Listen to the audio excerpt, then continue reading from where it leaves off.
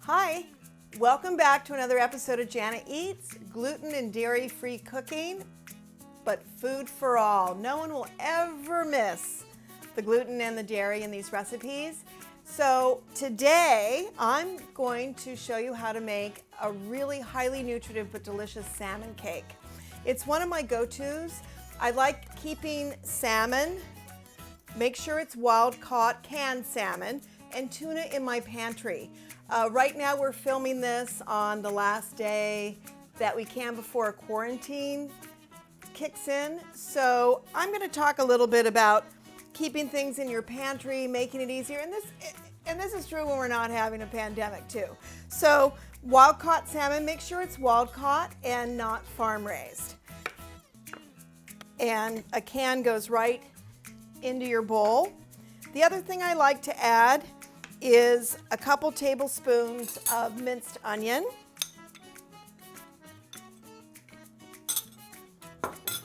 The next thing that goes in is an egg. I buy organic eggs or eggs at the farmer's market. Just to support your local farmers, it's important. And then I love this Lakanto kale, the Lakanto or dinosaur kale. It's not as curly or frilly as the other kale. It holds up well. This also makes a great chip. So, and you're just gonna need, you know what, I'm gonna do three of these leaves, and these are small ones. And I cut the stem off on the bottom, and then I've also washed these and my hands, FYI. And then we're going to finely mince just a few leaves of kale. If this is a giant leaf of kale, just do one. Don't kale people out, people. Unless it's a delicious salad with my miracle lemon oil honey dressing, because then you can really go crazy on kale. And again, I'm not even sauteing this. I'm just gonna put it in raw. Easy, right?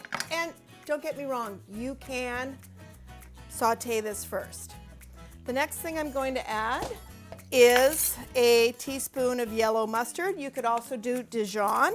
This, as you can see, just happened to be in my pantry. Then I washed this lemon. This is a local Meyer lemon. And a little citrus. You can do orange if you want, even lime. I'm just gonna do just a touch of orange peel into that. And then I happen to have some fresh dill. If you don't have fresh dill, feel free to use dried. And I'm just gonna finely mince a couple tablespoons of fresh. In this recipe, you'll only need, if it's dried, you'll only need a teaspoon, because the dried ingredients are a little more concentrated. In you go.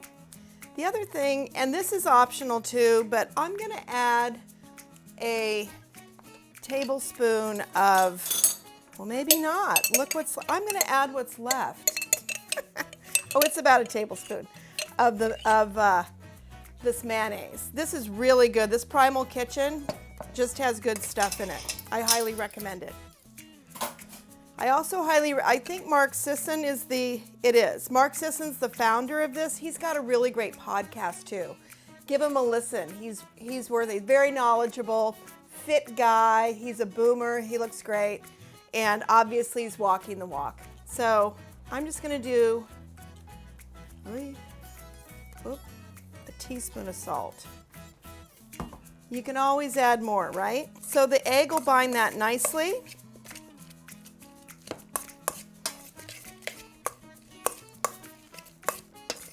The other thing, feel free to use your hands. They're my favorite tool, my little monkey paws. Got little teeny tiny monkey paws. So you're just gonna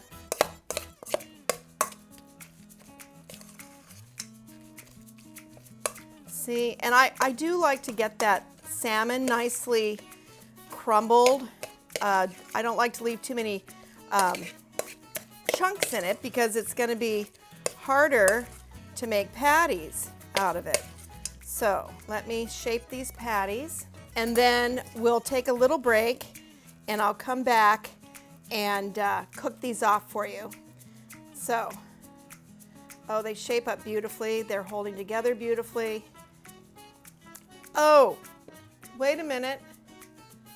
Aren't these called sweet potato? I'll be right back. Okay, hello. I peeled and boiled off a sweet potato. I had a white sweet potato. Feel free to use a yam if you want here as well.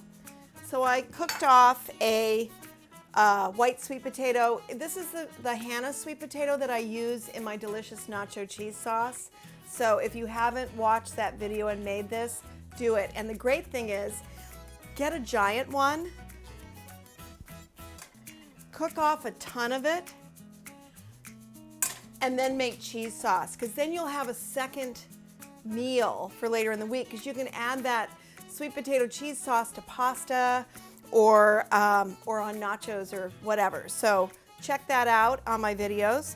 So we're gonna add, this is about, what is that, half a cup of sweet potato. So I'm just gonna mash this in, and now I do need my hands. So I'm mashing in the sweet potato. The other thing too is, if you don't want to cook that thing off, you can peel the sweet potato and just grate on the largest grate holes. You can grate sweet potato into this too. I just, you know, the one thing about the white sweet potato, you can kind of hide it from the kids, if you know what I mean. So, okay, now we're gonna make some nice little patties.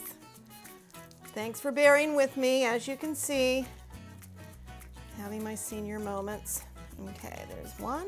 So I'm gonna make patties on this and set up my burner so we can brown these off and show you what the final product, and then I can make Kyle taste test them.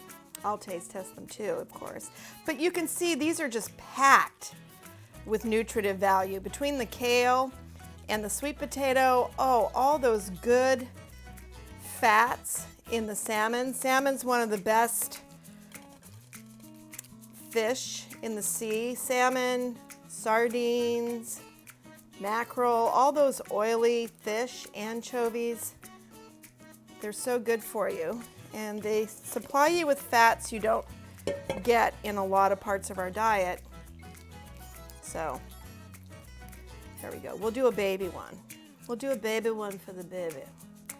Okay, so I'll be right back. Let me clean up a bit, making a mess, and we'll set up the burner. Okay, we're back. I set up my burner, and it's about medium high. These are cooked through, so you just need them warmed and browned. I'm gonna put a little avocado oil in the pan. Avocado is a great oil to use. It's a great high heat cooking oil. So I'm just gonna take the little patties, put them in the pan. Never ever make you forget you're a man. So again, this induction burner is great. So they're heating up nicely, and you just need to brown them and warm them through. You can serve these on a gluten-free bun. You can wrap them in lettuce. The other thing these are delicious with are shaved cucumber and onion salad. Would be such a great accompaniment, and maybe a little red pepper. Sauteed onion would be really good. Another thing too that I like to do with salmon cakes is take mayonnaise and mustard and mix that together with some pickles. Yum! Because the dill in here and the dill in the pickle, right? So I've finished, these took no time at all. So I finished these up. I decoratively garnished, and they're ready to go. That took no time. And again, pantry essentials, and don't get locked up into the ingredients. If I put citrus, try orange zest, try lime. If I do kale and you've got spinach, add spinach. And sweet potato, grate it raw, add it cooked, yellow or yellow. white or orange, doesn't matter. So that's it, a delicious little salmon cake. You know what? I'm gonna taste it. Oh my God. Mmm. Mmm. Mmm. Make some. They are awesome. See you next time. Jana Eats, another gluten and dairy-free recipe every week on Wednesday. While you're at it, please subscribe, like, and comment. I'll answer, and I really appreciate it. See you next time.